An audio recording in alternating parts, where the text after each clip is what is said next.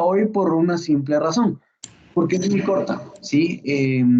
No es tan complicada y pues nos habla mucho acerca del metabolismo de carbohidratos, específicamente de glucosa. ¿Alguien iba a decir algo? Levantó, encendió su micrófono, ¿no? Bueno, No, creo que no. ah, bueno, está bien. Entonces, vamos a estar hablando hoy sobre la PPP, la ruta de pentosas fosfato. PPP porque en inglés es Pentose Phosphate Pathway, ¿sí? La van a ver mucho como PPP o como dice acá abajito, HMP Shunt, ¿sí? Eh, Porque son exomonosacáridos fosfato, ¿verdad? En este caso, entender que esta vía es una vía oxidativa de glucosa sin generación de energía. Entonces, ¿para qué nos sirve? A ver, alguien que haya leído esto, ¿para qué nos sirve la ruta de pentosas fosfato? ¿Cuál es el fin de la ruta de pentosas fosfato? Es para generar NADPH y ribosa. Muy bien, sí, vamos a generar NADPH y ribosa 5-fosfato, ¿sí? Esos son los productos de esta ruta metabólica. El NADPH va a tener ciertas funciones, va a tener va a tener una función redox por una parte y por otra va a ser precursor reductivo para la biosíntesis de ácidos grasos. Son los dos destinos del NADPH. ¿Y la ribosa 5-fosfato para qué nos sirve? ¿Qué hacemos con la ribosa 5-fosfato?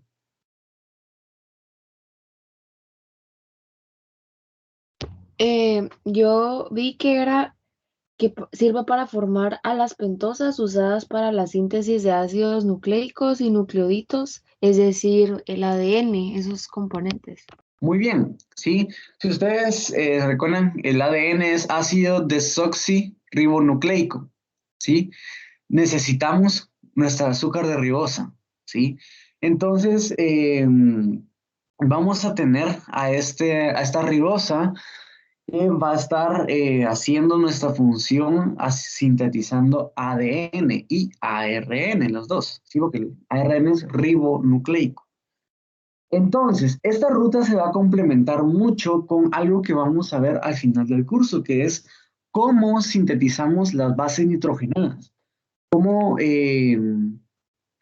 sintetizamos adenina, citosina, guanina, ¿sí? Y cómo esas se conjugan con la ribosa 5-fosfato que hacemos por esta ruta para hacer adenosina, ¿sí? Para hacer guanosina y todos los demás nucleótidos, ¿ok? Bueno. Lo curioso de esta ruta de pentosas fosfato es que va a estar constante, va a estar presente en dos fases importantes. Una fase oxidativa y una fase no oxidativa. En esta fase oxidativa es donde generamos todo el NADPH, es donde generamos la ribosa 5-fosfato. En la fase no oxidativa, como vamos a ver en un momento, es cuando regeneramos precursor de toda esta ruta importante. ¿Ok? Y bueno, va a constar de 6 enzimas, pues, toda la ruta, tanto la oxidativa como la no oxidativa, pero quiero que hagamos énfasis en la primera enzima de esta ruta importante, que es la G6PD, la glucosa 6-fosfato deshidrogenasa. ¿Ok? Esta es una enzima importantísima y a partir de la cual se da inicio al proceso de ruta de pentosas fosfato. Ojo, no es una enzima reguladora, es decir, esta enzima no está regulada alostéricamente, no está regulada mediante modificación covalente, es decir, no tiene efecto hormonal. ¿Por qué? Porque constantemente en las células se está sintetizando los nucleótidos. Todo el tiempo se están sintetizando nucleótidos. Ribosa 5-fosfato, que pues va a ser precursor de estos nucleótidos. ¿Okay? Entonces vamos a ver que aquí no vamos a ver regulación, ¿sí? Como tal vez lo hemos visto en todas las demás rutas metabólicas. Por eso les digo, es una ruta bastante simple. Entonces, les conté, fase oxidativa, ¿a partir de quién iniciamos? la G6P, ¿sí? La fosfato. A partir de esta molécula generamos NADPH, que sirve para un mecanismo redox en la célula, que lo vamos a ver en un ratito al final, y sirve como precursor biosintético reductivo para la biosíntesis de lípidos, ácidos grasos o esteroles como el colesterol, ¿sí? Esto pues no lo vamos a tener mucho énfasis el día de hoy, lo vamos a ver más adelante cuando veamos lípidos. Yo les voy a decir, bueno, ¿se acuerdan de dónde viene este NADPH? Bueno, viene de la ruta de pentosas fosfato que vimos hace 5 semanas, 6 semanas, ¿sí? Por eso les digo, todo está relacionado, todo tiene que ver en metabolismo. Bueno, producto final, ribosa 5-fosfato, y este pues se acopla a bases nitrogenadas para hacer nucleótidos. Estos se acoplan entre ellos para hacer ADN o ARN. ¿Qué pasa? Cuando la célula ya no necesita generar tantos nucleótidos, tanta ribosa 5-fosfato, porque hay mucha, bueno, esta ribosa 5-fosfato pues regresa a ser ribulosa 5-fosfato. Esa es una reacción reversible, aldosa cetosa, y esta cetosa inicia la vía no oxidativa, en donde mediante transcetolasas y transaldolasas regeneramos a la glucosa 6-fosfato de forma no oxidativa. Vean, aquí no ven ningún NADH, nada por el estilo que esté presente. Aquí va a ser pura migración de carbonos, ya lo vamos a ver más adelante. ¿Ok? Bueno, entonces, pregunto, ¿en qué parte de la célula se lleva a cabo la ruta de pentosas fosfato? En el citosol. Muy bien, ¿sí? Se va a llevar en citoplasma. En citoplasma se van a llevar a cabo estos procesos de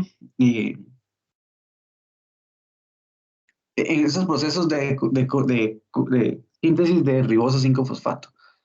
Ahora les pregunto, ¿la ruta de pentosas fosfato es un proceso catabólico o anabólico? ¿Qué dicen ustedes? Es una muy buena pregunta. Anabólico, ¿no? Anabólico, no. Muy bien, sí. Es un proceso anabólico. ¿Por qué? Porque es de construcción. Les hago esta pregunta porque se suele confundir oxidación con catabolismo. La mayoría de veces es así, ¿sí? Si estamos oxidando glucosa, sí, es cierto, pero estamos generando precursores para construir biomoléculas, ¿sí? Por lo tanto, la ruta de pentosas fosfato, según la literatura, según todo lo que se ha descubierto, es una ruta anabólica, ¿ok? Bueno. Ok, entonces pues vamos a ver esta fase oxidativa como primera parte, pues es la más compleja, y vamos a ver que consta de 4 pasos importantes, ¿sí? El primero es el paso de glucosa 6-fosfato, que pues ya vimos que esta glucosa 6-fosfato viene de muchas fuentes, ¿sí? Hemos estado viendo a lo largo del curso que la G6P puede venir del glucógeno, de la glucosa, y pues este puede tener múltiples destinos. Uno de estos es la ruta de pentosas fosfato. ¿Okay? Bueno. Entonces, todo inicia con la glucosa 6-fosfato, ¿sí? Esta pues va a sufrir un proceso de deshidrogenación, vean, glucosa 6-fosfato deshidrogenasa, agarra este hidrógeno y lo acopla al NADP+, ¿sí? Generando NADPH, y este protoncito extra, vean, es este de acá. ¿Qué nos queda? Un oxígeno. Este oxígeno se oxida, genera esta cetona, ¿sí? Específicamente genera este producto muy reactivo, que es el 6-fosfoglucono delta lactona, ¿sí? Esta molécula es muy reactiva, muy reactiva, muy inestable. Por lo tanto, debido pues a este oxígeno que va a estar en esta posición.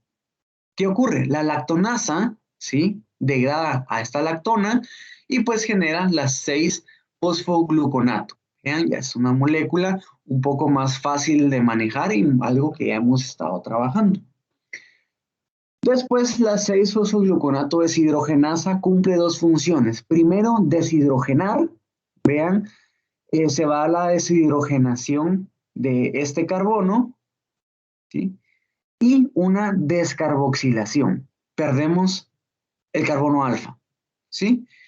Y eso hace que pasamos de una molécula de 6 carbonos a una molécula de 5, la ribulosa 5-fosfato, con generación de CO2, NADPH, que pues este ya se va a hacer lípidos, o sea, es precursor para la síntesis de lípidos, y esta ribulosa 5-fosfato pasa a ser ribosa 5-fosfato, mediante la enzima fosfopentosa isomerasa.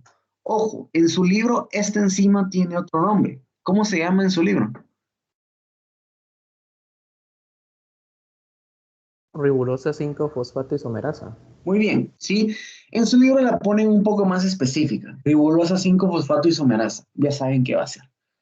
Esto es es un libro de Leninger. Lo escogí porque me gustan los colores que ponen, me gusta cómo es que ponen la migración de la síntesis de NADPH y este carboncito que al final se pierde.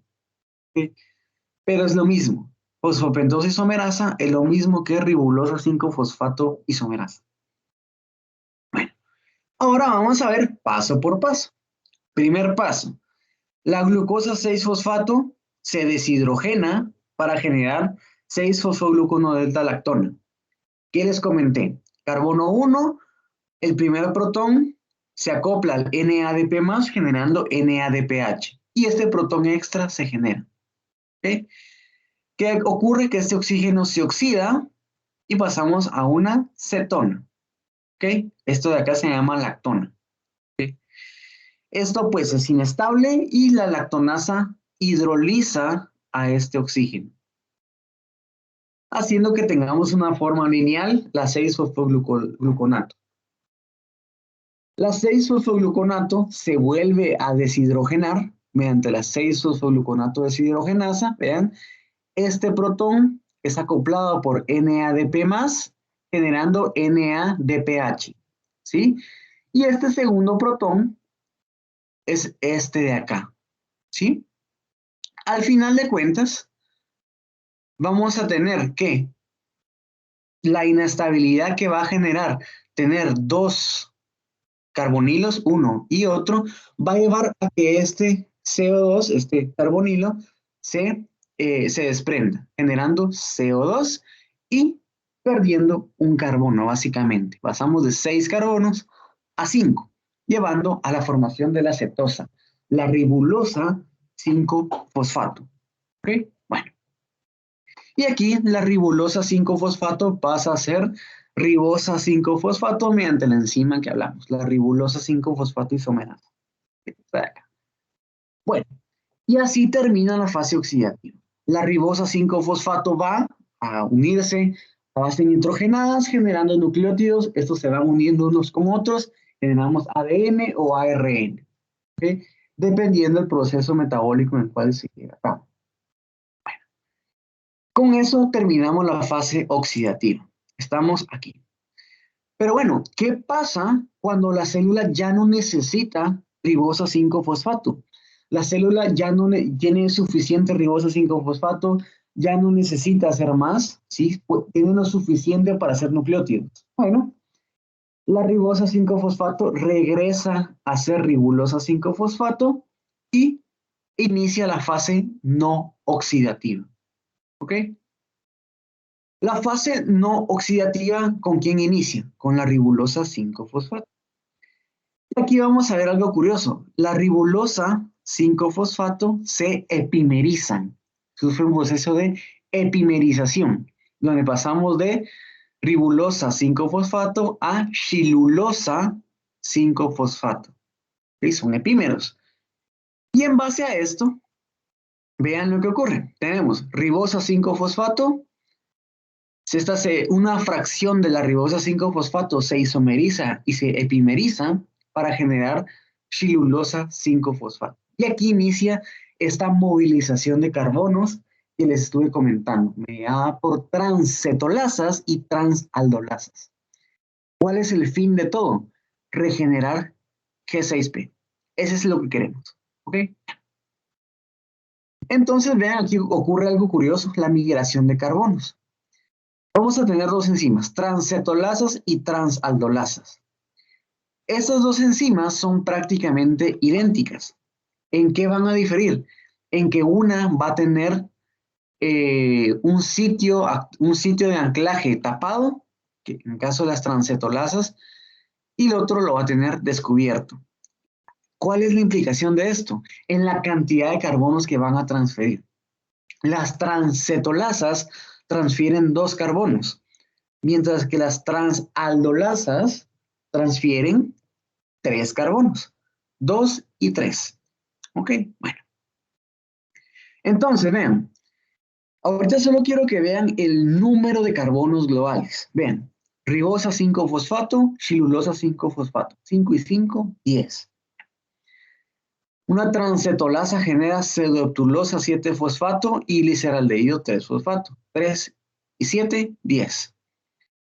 La cantidad de carbono se mantiene. La transaldolasa genera fructosa 6-fosfato y eritrosa 4-fosfato.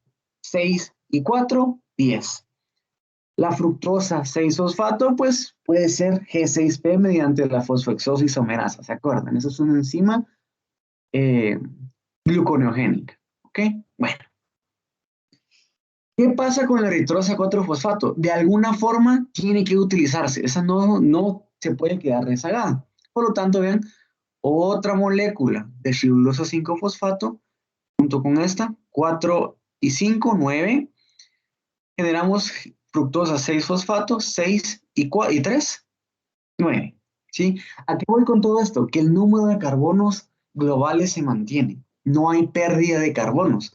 Y esto es la maravilla de la ruta de pentosas fosfato, específicamente en la fase no oxidativa. ¿Okay? Todo se va a dar por migración de carbono. ¿Okay? Bueno, ya hablamos en qué espacio de la célula se va a llevar todo esto. Ahora surge la pregunta. ¿En qué tejido se va a dar la ruta de pentosas fosfato? ¿En cuál creen ustedes? En el adiposo. Muy bien. Perdón, en el tejido adiposo. Sí, eso dije. Ok. En el tejido adiposo se va a llevar a cabo el proceso de ruta de pentosas fosfato. ¿Qué dicen los demás? ¿Están de acuerdo? Yo también vi que podía ser en los glóbulos rojos, en el hígado, en el hígado y en la corteza suprarrenal. Serían los órganos que van a sintetizar lípidos, ¿no? O ácidos grasos, como hígado, por ejemplo, riñones. Okay. Sí, justamente eso. Vamos a ver que, según esto de acá, ¿qué es lo que queremos regenerar? G6P, glucosa 6-fosfato. Entonces, ¿qué quiere decir esto? Que gran parte de nuestra fase, de nuestra ruta de pentosas fosfato, vean dónde se va a dar. En tejido hepático, porque necesitamos enzimas gluconeogénicas. Necesitamos, en el caso de gliceraldehído, necesitamos fructosa 1,6 bifosfatasa para poder generar G6P. ¿Ok? Esto, pues mencionando la parte hepática. También se va a dar en eritrocitos, ¿sí? En eritrocitos tenemos la glucosa 6-fosfato deshidrogenasa y vamos a tener también pues la parte no oxidativa. ¿Qué va a pasar? Pregunto, ¿los eritrocitos pueden hacer gluconeogénesis?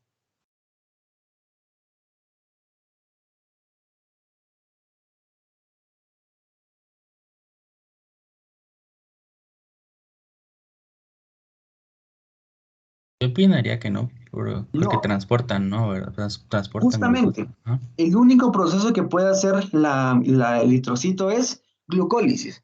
Entonces, en este caso, la fructosa 6-fosfato en este punto se acopla directamente a glucólisis, igual que el gliceraldehído 3-fosfato, se acopla directamente a glucólisis, ¿sí? Aumentando la vía glucolítica en eritrocito. En hepatocito, en hígado, pues vamos a hacer gluconeogénesis. ¿Okay? En adipocito, como mencionaron al inicio, en tejido adiposo, pues nos vamos a hacer directamente glucólisis. Y dependiendo del tejido, va a ser la ruta que vamos a estar llevando a cabo. ¿Ok? Eso es muy importante que lo sepan. ¿Okay? Dependiendo del tejido, va a ser la ruta en la cual vamos a estar llevando a cabo el proceso.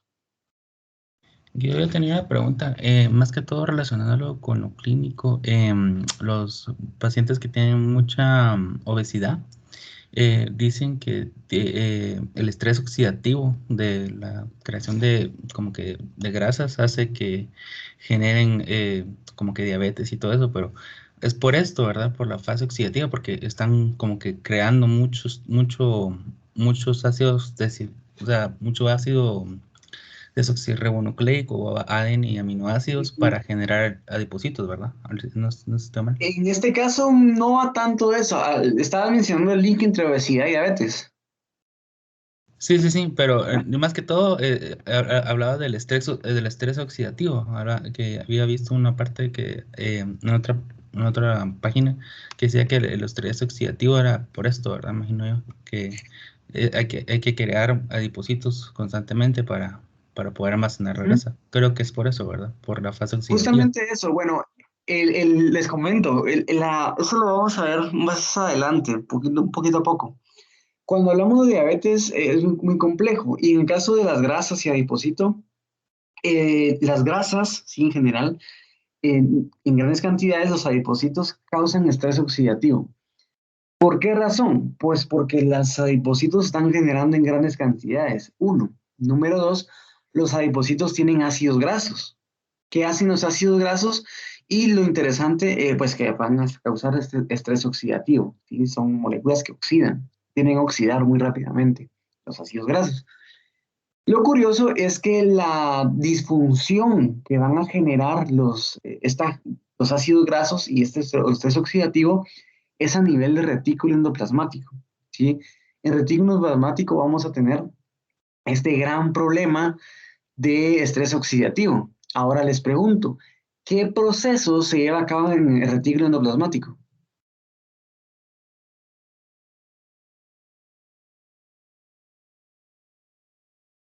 La síntesis de proteínas. Ajá. Justamente eso, la síntesis de proteínas. Entonces, cuando se genera estrés oxidativo en el retículo endoplasmático, la síntesis de proteínas se ve afectada, haciendo que las proteínas se plieguen de forma inadecuada, se generen problemas en el plegamiento de proteínas. ¿Qué proteína estamos hablando? La insulina. ¿Sí? La insulina va a tener problemas en su síntesis debido al estrés oxidativo que está sufriendo el páncreas.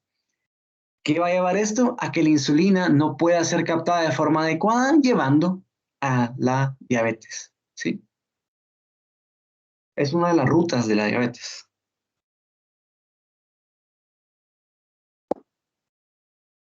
Gracias, Guillermo. Ok, bueno, pero sí, el estrés oxidativo es muy, muy perjudicial. Bueno, ahorita vamos a estar hablando de cada paso de estos de forma individual. Tal vez así pues es un poco más comprensible. Vean, tenemos el primer paso, solo voy a quitar esto. El primer paso dijimos que era ribulosa 5-fosfato junto con shilulosa 5-fosfato. Vean, la transcetolasa necesita esta coenzima, el TPP. ¿Alguien se acuerda qué era el TPP?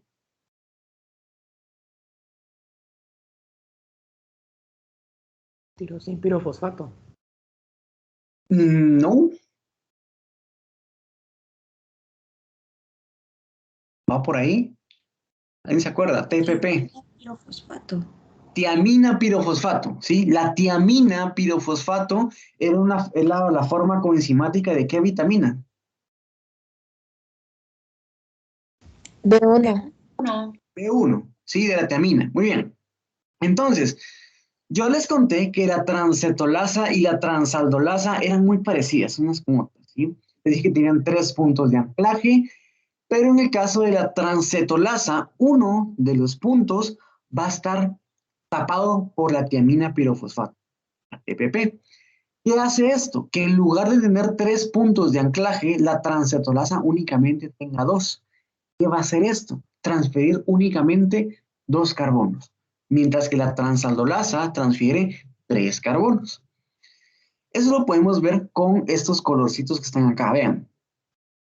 Celulosa 5-fosfato, ribosa 5-fosfato. ¿Qué les conté de la transcetolasa? Transfiere 2 carbonos. Transfiere 2 carbonos de la cetosa a la aldosa. ¿Ok? Eso siempre va a ocurrir. Paso de cetosa a aldosa. Vean, 1 y 2 son transferidos a la ribosa 5-fosfato. 5 más 2, 7. Cedoheptulosa 7-fosfato. 5 menos 2, 3. Nos queda gliceraldehído 3-fosfato. Estamos aquí. Cedoheptulosa 7-fosfato, gliceraldehído 3-fosfato. Después viene una transaldolasa. Esa transfiere 3 carbonos porque no tiene sitio de unión a TPP. Vean entonces, cedoheptulosa 7-fosfato, gliceraldehído 3-fosfato. 3 más 3, 6. Fructosa 7-fosfato. 7 menos 3, nos quedan 4. Eritrosa 4-fosfato. ¿Vean? Esto de aquí.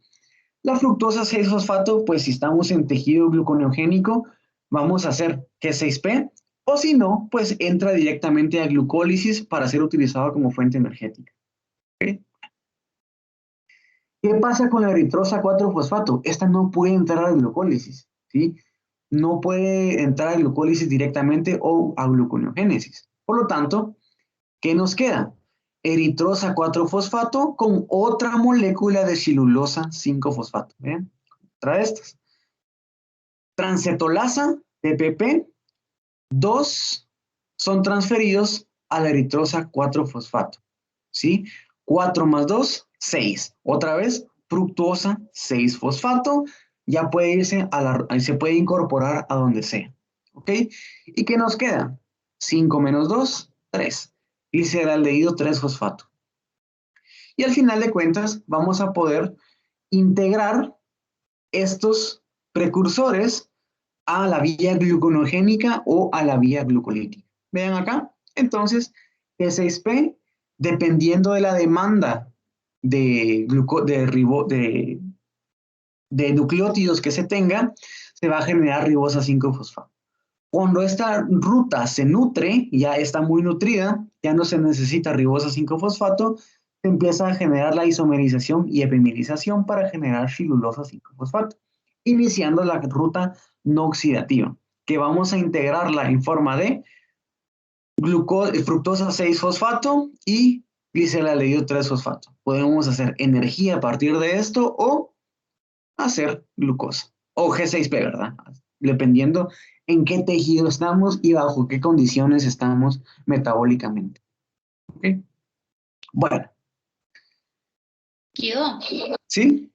por eso es que esta fase no oxidativa es reversible y la oxidativa no es reversible. Es que yo había leído eso, pero no me quedó claro, la verdad. Justamente eso, ¿sí? La fase oxidativa, bueno, realmente todos los procesos van a ser reversibles, ¿sí? Independientemente, pues van a ser relativamente reversibles. ¿Qué es lo más reversible que hay? Pues esta de acá, la ruta no oxidativa. ¿Okay? Aquí podemos regresar a generar ribosa 5-fosfato si la célula lo demanda. ¿Sí? Ah, ok. Gracias. ¿Okay? Eso es muy importante que lo tomemos en cuenta. Todos los procesos son reversibles en este punto. Todos, todos, todos. Bueno, y ya para concluir y Guido. cerrar, ¿sí? Ay, perdón. Mira, yo solo tengo una pregunta. Entonces los productos va a ser glucosa 6-fosfato o fructosa 6-fosfato y gliceraldehído, ¿verdad? Sí. Perfecto. Gracias. Ok, bueno. Ok, entonces tenemos acá la conclusión de esta ruta, de esa fase oxidativa. Yo les conté que este NADPH era importantísimo. ¿Sí? Este primero de acá, yo les comentaba que iba a ser utilizado como ¿qué? Pues como un mecanismo redox. Y bueno, para entender este mecanismo redox, vámonos un poquito a cómo es que funciona la célula. Lo interesante es que la mitocondria en general se encarga de generar o de metabolizar muchas moléculas oxidativas, ¿sí? al final de cuentas es un centro oxigenado la mitocondria. ¿Okay? Y pues al final de cuentas, al ser un tejido hepático, ¿sí? En su mayoría, vamos a estar viendo que se va a encargar del metabolismo de muchas cosas. Por ejemplo, medicamentos, drogas, herbicidas, radiación, y realmente la mitocondria va a estar bajo muchísimo estrés oxidativo. Mucho. ¿A qué lleva todo esto? Pues este oxidativo lleva a que el oxígeno, al ser un centro oxigenado, la mitocondria, empiece a generar estos radicales libres. Estos radicales libres pues se pueden controlar bastante bien generando peróxido de hidrógeno. Este peróxido de hidrógeno, cuando está en altas concentraciones, empieza a generar este radical libre hidroxilo. Este de acá es el causante ¿de qué? De muchas cosas. De estrés oxidativo en el ADN, generando cortes, ¿sí? Rupturas de ADN. ¿Y a qué lleva esta ruptura de ADN? A mutaciones. ¿A qué puede llevar estas mutaciones? A cáncer, ¿sí?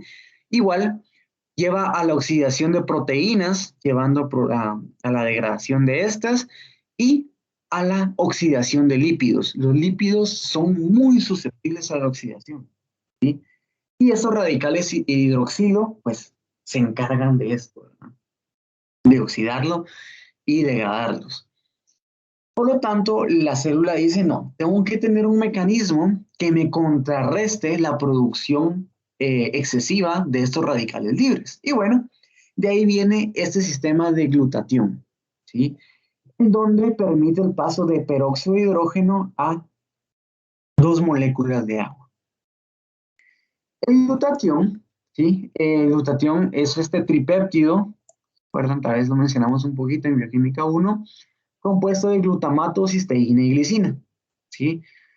Lo interesante es que el glutatión, eso ocurre en todas las células, va a tener ese sistema redox. El glutatión se puede oxidar muy fácilmente, pasando de un glutatión libre, GSH por este grupo sulfuro libre, a un glutatión oxidado, GSSG, ¿sí? Vean, pues va a ser básicamente la unión de 2 moléculas de glutatión por un puente disulfuro. ¿Okay?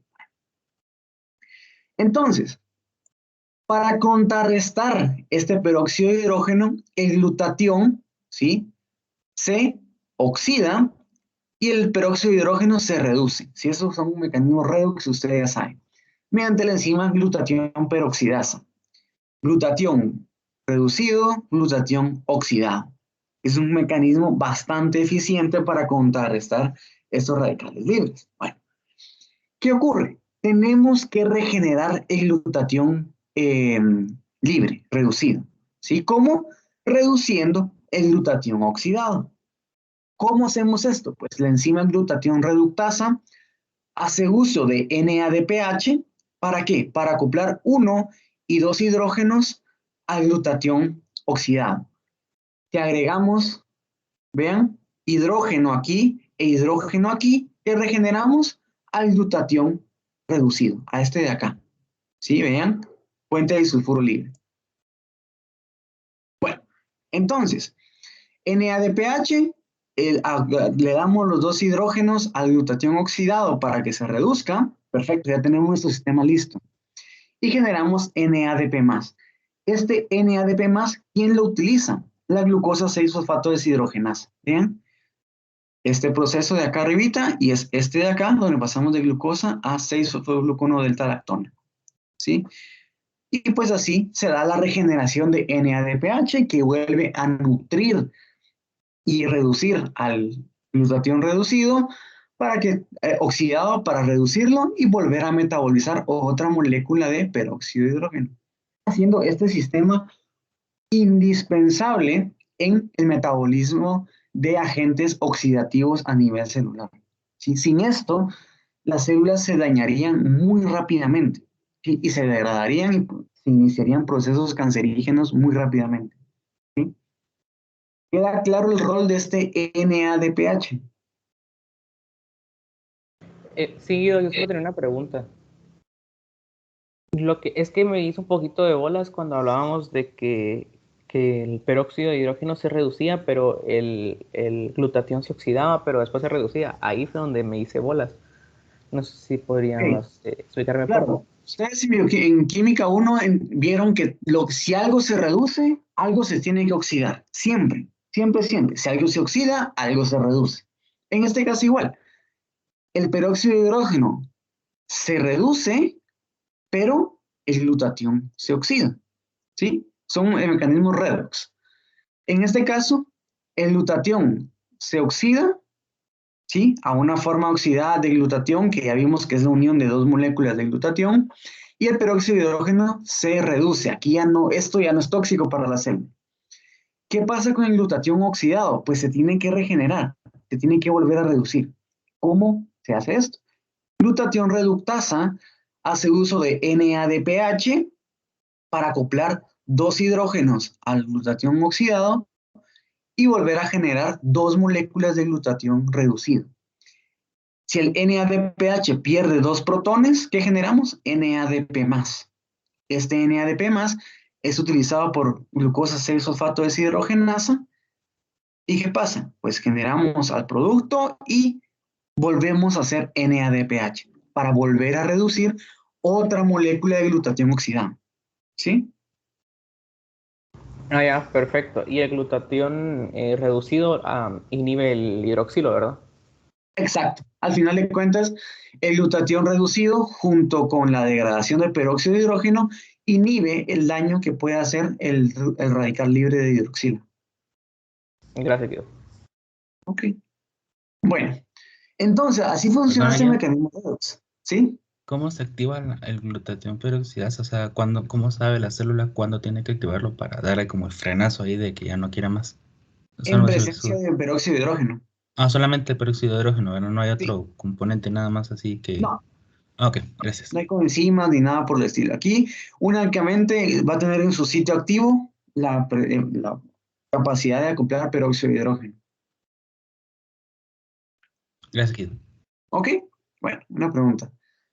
Ok, esta segunda parte, este segundo NADPH que va a ser utilizado para la biosíntesis de lípidos no la vamos a ver, ¿sí? ¿Por qué? Porque esa la vamos a ver dentro de unas 4 o 5 semanas y vamos a retomar un poquito este segmento de acá, ¿ok? Por eso no quiero introducirlo ahorita, lo vamos a ver más adelante. Solo tengan en cuenta que se utiliza para la biosíntesis reductiva de lípidos, ¿ok? Bueno. Ok, entonces pues estamos con esto terminamos los temas relacionados con el primer parcial. Como les digo, esto pues no lo veo complicado, esta ruta de pentosa sulfato, creo que es bastante simple y no creo que nos genere problemas. ¿Ok? No sé si alguien tiene alguna duda, algún comentario. Guido, Ujú. por ejemplo, en la transpolasa, si hay deficiencia de la tiamina pirofosfato, no se va a poder producir esta enzima, ¿verdad? Esta reacción, la enzima sí se va a poder generar porque la enzima va a estar en el ARN, pero lo que no va a poder ser es funcional y esa es transcetolasa. Ajá. Entonces, no, ¿Sí? o sea, la enzima no va a funcionar, no se va a poder hacer la reacción más que todo. Exacto, justamente eso. A ver, ¿cuándo ocurría deficiencia de tiamina?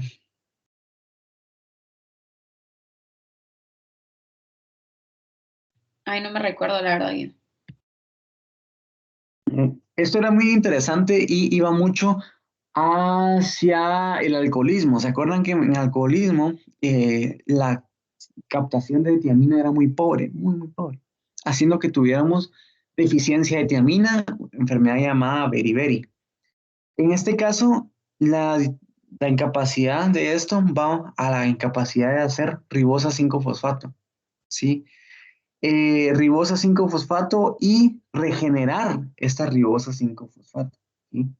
No vamos a poder regenerarla no vamos a poder regenerar eh, a la glucosa 6-fosfato de forma eficiente, porque no se va a poder hacer la ruta de pentosa fosfato de forma adecuada. ¿Ok? Ok, gracias, Guido. Guido, Bueno, ¿Sí? Perdón. Entonces, en este caso, con respecto a la pregunta de Luisa, como es la transcetolasa la que está afectada, ¿verdad? O sea, Sí. la que afecta. Entonces, creo que, creo que la transcetolasa era la que transportaba o transfería, perdón, dos carbonos. Entonces, Sí, así es. en este caso, sí, como obviamente la tiamina pirofosfato va a ocupar un carbono, me imagino. Ocupa un sitio de anclaje, sí. Ah, ok, entonces ya solo tiene uno disponible. Entonces, si no hay tiamina pirofosfato, hay dos sitios de anclaje. Entonces, en este caso, la molécula, creo que era la chilulosa, si no estoy mal. Entonces, en este caso, lo que va a pasar es de que se van a transportar dos carbonos de ahí, o no se transporta nada, nada. Porque como la tiamina pirofosfato, digamos de que no está. Por eso, en este caso, en el caso de estás hablando de la transcetolasa que tiene el TPP. Correcto. Entonces, al tener tres sitios de anclaje y uno tapado por TPP, únicamente transferimos dos carbonos. Dos de la celulosa a la ribosa. No sé si esa era tu pregunta. Sí, sí, pero en el dado caso que no hubiera tiamina pirofosfato, tenemos tres libres, ¿o no? Exacto. En este caso, habrían tres libres. Y si transferimos tres a la ribosa 5-fosfato, nos queda una molécula de tres carbonos. Esto ya no es metabolizable. Ajá, eso preguntaba, pero eso tampoco es patológico. Claro, y de ahí viene todo lo relacionado con el beriberi, porque al final de cuentas no se va a poder regenerar precursores glucolíticos. Además de eso, si no regeneramos precursores glucolíticos, vean esto de acá, quiero que revisemos aquí. Si no regeneramos esto de acá, la G6P, vean, no podemos volver a hacer ruta de pentosas fosfato. Es decir, nuestros mecanismos redox se van a ver afectados. Además de esto, la biosíntesis de ácidos grasos. Pero vámonos más a los redox. Si el sistema redox no está funcionando de forma adecuada porque no hay regeneración de G6P, ¿qué está ocurriendo? Pues vamos a tener problemas en todas las células. Específicamente, los eritrocitos se van a empezar a degradar, ¿sí? Los eritrocitos se degradan porque no van a poder ser utilizables. Haciendo que ¿se acuerdan que en beriberi había algo que eran sangrados que iban a ocurrir? Bueno, se da por esto, porque los eritrocitos se revientan. Además de esto, ¿por qué la fatiga? Porque realmente no vamos a poder realizar esta incorporación de intermediarios a la vía glucolítica. ¿Dónde está acá? Aquí. Esos intermediarios no se van a poder incorporar a la vía glucolítica. Entonces, no, la vía glucolítica de los eritrocitos y en general de las células musculares, vean, no se va a poder nutrir, haciendo que la síntesis de ATP sea deficiente.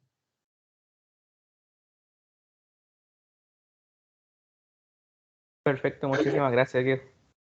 Ok. Bueno, eso es bastante interesante y bastante curioso de mencionar, ¿verdad? Bueno, entonces estamos con esto.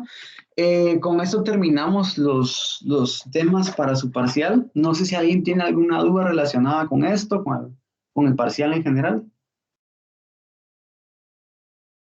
Guido, yo tenía una pregunta con los moduladores negativos para pasar de fructosa 6-fosfato a fructosa 1,6-bifosfato. Ah, de la Que, 1, ¿cómo? de la enzima PFK1. No. Mm, ¿O de qué enzima? no sé, pero es que era ATP y citrato, que eran negativos, moduladores negativos. Ok, es de la PFK1. Ah, ok. Ok, Entonces yo me entonces, preguntaba por qué el citrato. vamos a retomar esto de acá. El citrato era un modulador negativo de la PFK1 porque el citrato es un intermediario del metabolismo aeróbico, del ciclo de Krebs, del ciclo del ácido cítrico. ¿Sí? Esto de acá, esa es su pregunta. Sí, cabal. Bueno, aquí la enzima es la fosfofructoquinasa 1, PFK1, ¿ok? Importante recordar el nombre. Bueno, entonces, el citrato es un intermediario del ciclo del ácido cítrico. Vamos a verlo acá.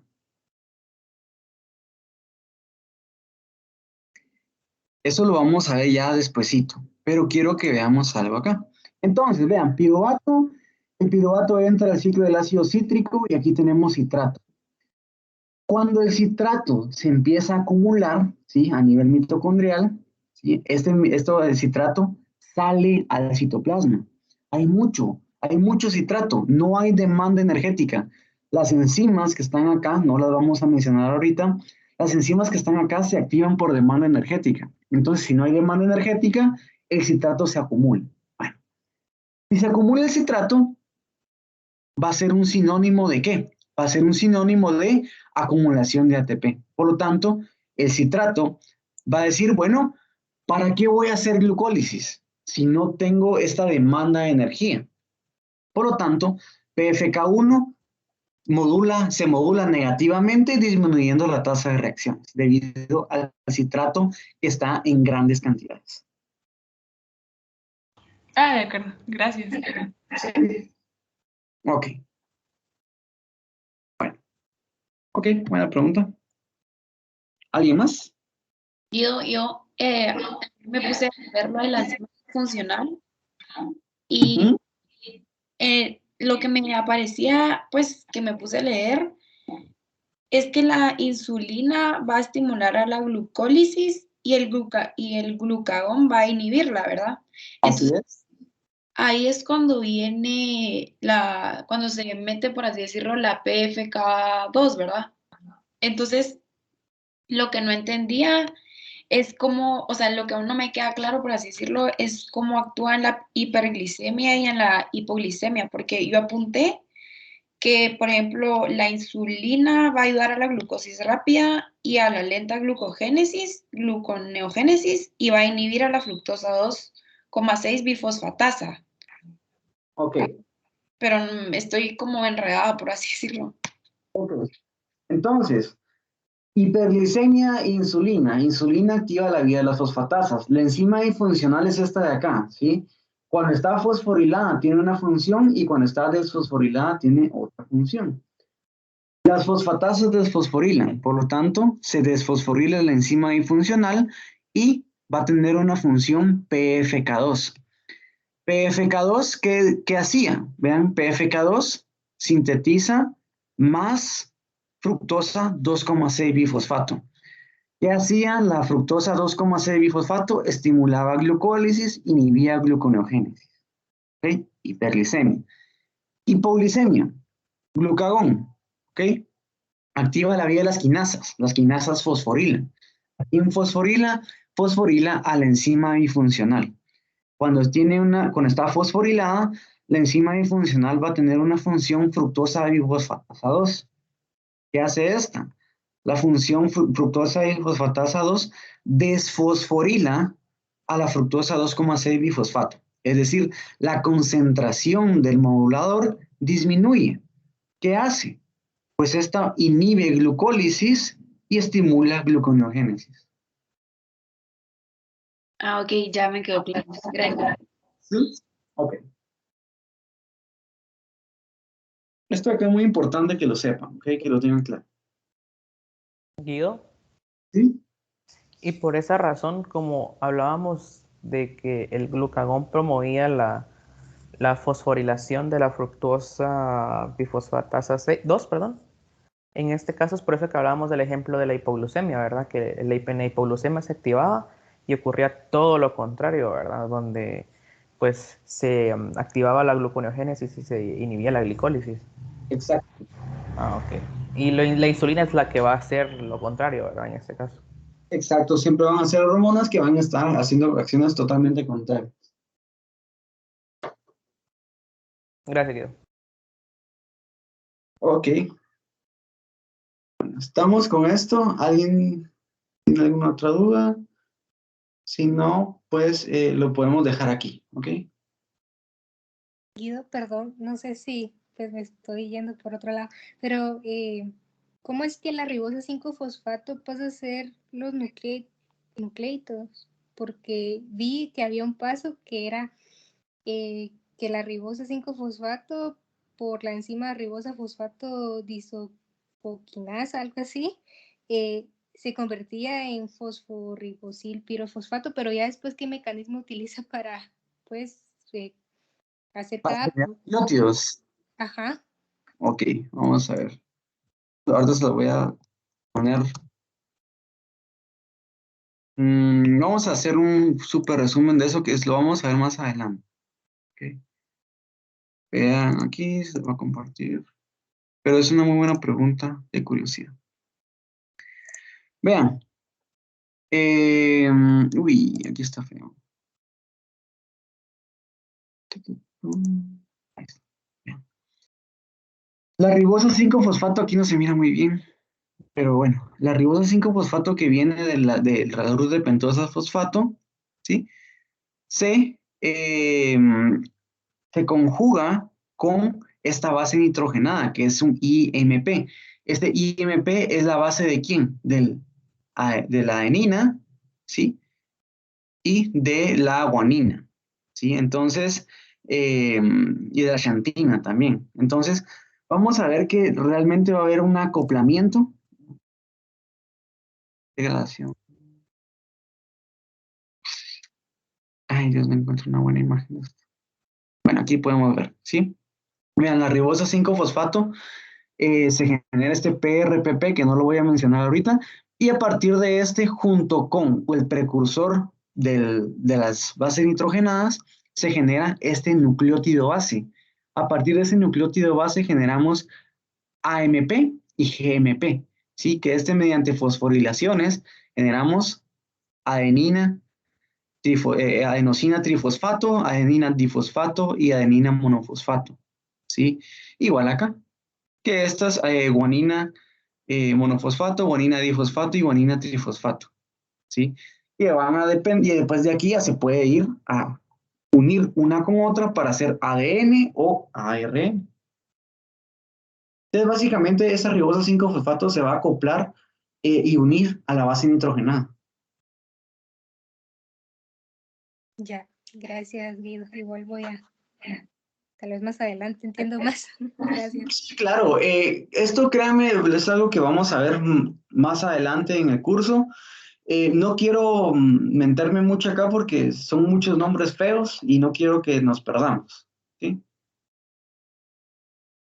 Y yo solo una preguntita, entonces, en este caso que le explicabas, Andrea, tampoco me voy a ir hasta allá porque creo que mamá da bola, me voy a hacer yo también, pero Ajá. en este caso como se produjo AMP y ADP, para regresar tal vez al tema, ahí ya se empieza como a generar el ATP, ¿verdad?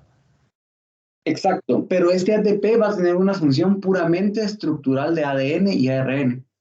Ah, perfecto. Sí, porque yo te iba a preguntar entonces que si como inhibía la PFK1, pero entonces como ya es estructural, ya es otra cosa. Exacto, aquí es puramente estructural y se va a basar en el núcleo. Aquí esto va a ser en el núcleo celular. Sí, pues y el otro es en el citoplasma, ¿verdad? Exacto. Gracias, Guido. Ok. Pero buena pregunta.